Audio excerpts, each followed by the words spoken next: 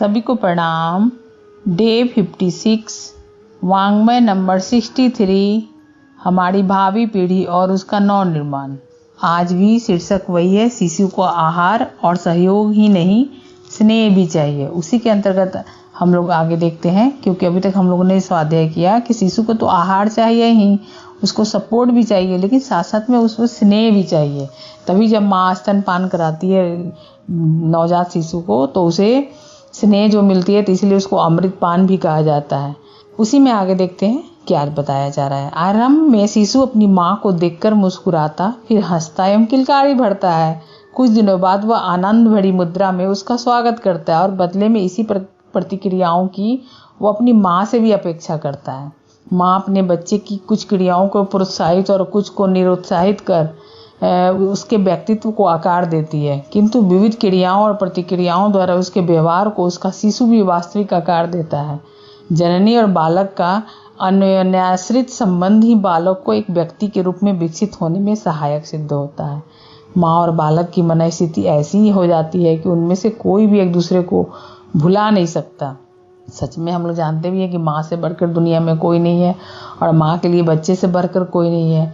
जब माँ और बच्चे के बीच में ट्यूनिंग होती है, माँ और बच्चे के बीच में समझ विकसित होती है, तो अनबोलता बच्चा की भी भाषा माँ समझ जाती है और उन दोनों के बीच में एक अन्योन्याश्रित संबंध होती है, जिसमें बालक को एक व्यक्ति के रूप में विकसित करने में सहायक सिद्ध होता है, क्योंकि माँ के भाषा को बच्चा और बच्चा की भाषा को माँ समझती है और दोनों की मनस्थिति भी ऐसी होती है।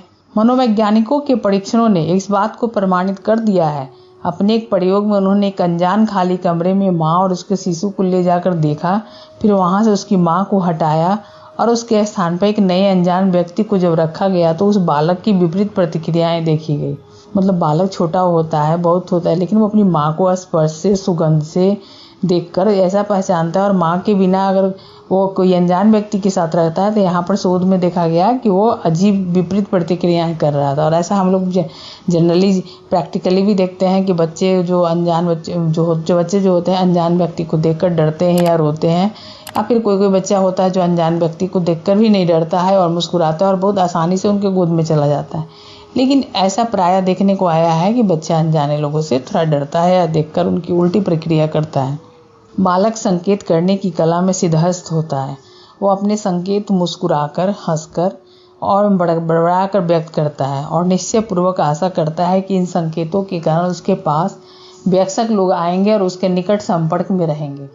शिशु के कार्यकलापों की ओर ध्यान देकर उनमें यथासंभव भाग लेकर उसके बड़बड़ाने में, उसकी मुस्कान में वृद्धि की जा सकती है। और हम लोग देखते भी हैं, बच्चा जब यदि झूला में खेलते रहता है या बच्चा थोड़ा सा बड़ा होता है तो अपनी ऐसी कुछ भाव भंगिमा या तोतली या फिर कह सकते हैं उसमें एक बड़बड़ाने जैसी आवाज़ या वो कोई ऐसी समझ मारने भाषा नहीं होती, लेकिन उस ना समझ वाली भाषा में भी बहुत कुछ वो बच्चा बोल जाता है और वो वयस्क लोग जब उसको एडल्ट लोग देखते हैं तो बहुत खुश होते हैं। और ऐसा कोई व्यक्ति इस दुनिया में नहीं होगा जो बच्चे को देखकर खुश नहीं होता होगा। बच्चे तो भगवान के रूप होते हैं और जब वो अपने बड़बड़ाता है या फिर कोई संकेत करता है या अटखेलिया करता है या मस्ती करता है, कोई भी उसके संकेत जो होते हैं बहुत ही प्यारे और न्यारे होते हैं और उसको देखकर हमें उसमें जितने ही हम सहभागिता बनते हैं, बच्चे के क्रियाकलाप और उसकी मुस्कान में वृद्धि होती चली जाती है। जन्म के प्रथम सप्ताह में ही शिशु लोगों से विशिष्ट प्रकार का व्यवहार करने लगता है। यद्यपि अभी वह दो व्यक्तियों के बीच भेद करने में असमर्थ होता है, वह किसी भी व्यक्ति के पास आने पर अपनी स्थिति बदलकर अपनी प्रतिक्रिया व्यक्त करता है। स्थिति बदलते समय वह मुस्कुराता है, कसकर मुट्ठी बांधता है, कभी दृष्टि मिलाता है, कभी रोता तो कभी विशेष प्रकार की आवाज़ सुनकर चुप भी हो जाता है। 4 महीने की आयु होते होते अपनी माँ के प्रति उसका व्यवहार विशेष प्रकार का होने लगता है। वो अपनी माँ को पहचानने लगता है, उसे देखकर मुस्कुराता है और जब वो उसे छोड़कर इधर उधर जाती है तो अपनी नज़रों से उसका पीछा करता है। मूर्धन्य वैज्ञानिक एवं चिकित्सक डॉक्टर एच शेफर तथा डॉक्टर पेगी इमर्सन ने स्कॉटलैंड के कुछ शिशुओं पर माँ के प्यार से उसके विकास पर पड़ने वाले प्रभाव पर शोध कार्य किए। उन्हें उनके मध्य आसक्ति का परिचय उस समय मिला जब बच्चे की माँ उस कमरे में छोड़कर जाने लगती है और बच्चा रोने लगता है तथा उसके साथ जाने का असफल प्रयास करता है। रोते बच्चे को चुप कराने के सारे प्रयास विफल होते हैं, परंतु माँ को पाते ही वह शांत एवं चुप हो जाता है। इस कार्य में उसकी माता सक्षम होती है। इन अनुसंधानकर्ताओं ने लगभग 1 दिन की आयु से लेकर 12 महीने की आयु वाले शिशुओं की 60 माताओं से साक्षात्कार किया और उनमें शिशु की प्रतिक्रिया को एक कमरे में अकेला छोड़ने पर बच्चों द्वारा व्यक्त की गई प्रतिक्रियाओं को मैंने जानना चाहा। उन्हें इस सर्वेक्षण से पता लगा कि 6 माह की आयु सीमा के 1/3 बच्चों ने और 9 माह के आयु वाले 3/4 बच्चों ने अपना विरोध प्रदर्शित किया। भावनात्मक रुचि दिखाने वाले बच्चों पर अध्ययन करने से पता चलता है कि उनमें से 1/4 बच्चे अपने परिवार के सदस्यों से घनिष्ठता से जुड़े होते हैं। यहाँ पर हम लोग देख रहे हैं कि रोते बच्चे को चुप कराने के सारे प्रयास विफल होते हैं, परंतु माँ को पाते ही वो खुश हो जाता है। अनुसंधानकर्ताओं ने लगभग 1 दिन की आयु से लेकर 12 महीने की आयु वाले बच्चे को उसने शोध किया है, तो उसमें एक कमरा में अकेले छोड़ने में बच्चा द्वारा व्यक्त की प्रतिक्रिया में जानना चाहा तो सर्वेक्षण में पता चला कि 6 माह की आयु सीमा के 1/3 बच्चों ने और 9 माह के आयु वाले 3/4 बच्चों ने विरोध प्रदर्शित किया।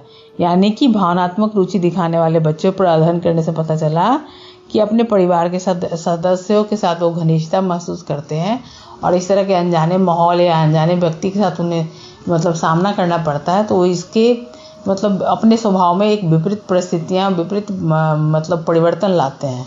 और हम लोग देखते भी हैं कि बच्चा अनजाने व्यक्ति से या उनके अनजाने हुलिया से या अनजाने एक्टिविटी से बच्चा डरता है, प्राय ऐसा देखने को भी मिलता है।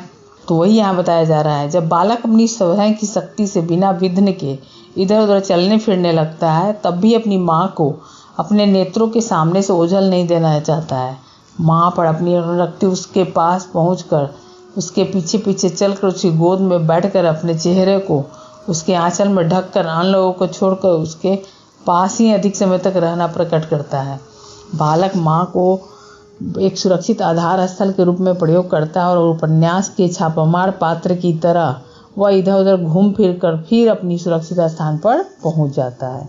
यहाँ बोला जा रहा है कि जब बालक अपनी स्वयं की शक्ति से बिना विघ्न के इधर उधर चलने फिरने लगता है, तब वो अपनी माँ को अपने नेत्रों के सामने से ओझल नहीं होने देता है। माँ पर अपनी अनुरक्ति दिखाता है, उसके पीछे पीछे चलकर उसे गोद में बैठकर या चेहरों को आंचल में ढककर अन्य लोगों के पास अधिक समय तक रहकर अन्य लोगों को छोड़कर उसके पास ही माँ के पास ही रहना चाहता है। और बालक माँ को एक सुरक्षित आधार स्थल समझता है। भले इधर उधर वो भटक जाए, घूम आए, लेकिन अंत में वो माँ के पास ही पहुँचता है और उसे सुकून भी मिलती है। अपने शिशु विषयक ज्ञान को बढ़ाने के लिए हमें उसका गहन एवं सूक्ष्मतापूर्वक अध्ययन करना आवश्यक है। शिशु उस व्यक्ति से ही अपना प्रेम बढ़ाएगा जिससे उसे प्यार और सद्भावना मिलेगी। ऐसी व्यक्ति ही उस बालक को भावनात्मक मोड़ दे सकने में सफल हो सकता है। मूर्धन्य भारतीय एवं पाश्चात्य मनोवैज्ञानिकों के अनुसार बालक को 3 वर्ष की आयु से पूर्व किसी भी नर्सरी स्कूल में भर्ती नहीं कराया जाना चाहिए। उनका कहना है कि इस अवधि में नैतिक और मनोवैज्ञानिक शिक्षा उसे अपने माँ बाप से प्राप्त होती है। इस अवधि में जितनी तद्विषयक शिक्षा उसे अपने माँ बाप घर परिवार से मिल सकती है, उस स्तर की शिक्षा वह विद्यालय के प्रवेश में नहीं प्राप्त कर सकता। उसके जीवन का यही वह नाजुक समय होता है जब किसी अच्छे बुरे व्यक्ति होने की नींव पड़ती है। इसी काल में उसका भावनात्मक विकास भी होता है।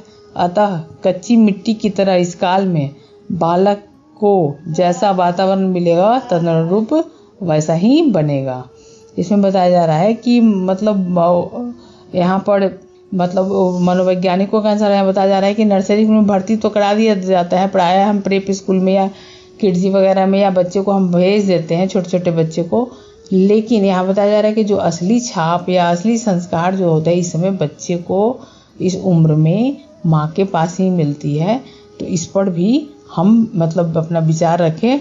और क्योंकि बच्चा क्या है, कच्ची मिट्टी की तरह होता है। जन्म से लेकर किशोर होने तक बालक को स्नेह, संरक्षण, सहयोग एवं मार्गदर्शन की नितांत आवश्यकता रहती है। जो यह सब न पा सकते वे अविकसित रह जाते हैं, विकृत व्यक्तित्व से अपना और समाज का हित करते हैं। इसके विपरीत जिन्हें इन आवश्यकताओं की पूर्ति का समुचित संयोग मिलता है वे सुयोग्य, समर्थ एवं सुसंस्कृत बनते हैं, समुन्नत जीवन यापन करते देखे जाते हैं।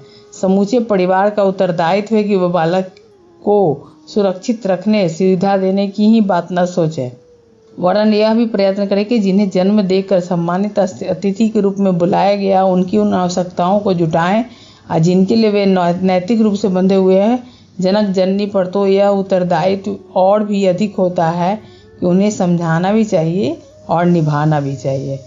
यहाँ बताया जा रहा है कि जन्म से लेकर किशोर जो है, बालक जो है, संरक्षण तो मिलता ही रहता है और समाज का यदि वो नहीं मिलता है तो उसे मार्गदर्शन नहीं दी जाती, उसकी व्यक्तित्व जो है थोड़ी सी विकृत हो जाती है और अपना तो अहित करता ही है, लोगों का भी करता है। इनके विरुद्ध जिन्हें इन आवश्यकताओं की पूर्ति का समुचित सहयोग मिलता है वे सुयोग और संस्कृत बनते हैं, समूचे परिवार के उत्तरदायित्व को समझते हैं और अतिथि के रूप में जब उन्हें बुलाया तो उन आवश्यकताओं को जुटाया जाता है। तो यहाँ भी वही बोला जा रहा है कि अगर समय पर नहीं पहुँच रहे हैं या समय पर नहीं आ रहे हैं तो जनक जननी जो हुई तो उस पर जो आवश्यकता है उसके लिए निश्चित रूप से जनक जननी या उत्तरदायित्व भी अधिक होता है कि समझना चाहिए और निभाना चाहिए। यानी कि हम बालक को सुसंस्कृत बनाने के लिए जो उत्तरदायी लिए है उसमें उसको तो आहार और सहयोग तो चाहिए ही, साथ में उसे एक स्नेह भी चाहिए, स्नेहिल स्पर्श चाहिए, स्नेहिल भाषा चाहिए, स्नेहिल समझ चाहिए, स्नेहिल अंडरस्टैंडिंग चाहिए। तभी बालक की जो है भावी पीढ़ी के नवनिर्माण के उद्देश्य जो है पूर्ण होंगे। सभी को धन्यवाद। अब हम लोग नेक्स्ट डे मिलेंगे।